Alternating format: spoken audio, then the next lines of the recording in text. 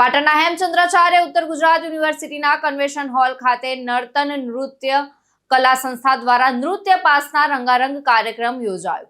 કાર્યક્રમમાં પુષ્પાંજલિ, ગણેશ વંદના, અલારીપુ, જતિસ્વરમ, નટુસ્વરમ, મધુરાષ્ટકમ, કીર્તનમ, ગુરુવંદના અને આયુષી નાયકના કથક નૃત્યથી શ્રોતાઓ મંત્રમુગ્ધ થયા હતા. વિદ્યાર્થીનીઓએ ગરબા રજૂ કરી ગુજરાતી અને દક્ષિણ ભારતીય સંસ્કૃતિનો સંગમ કરાવ્યો.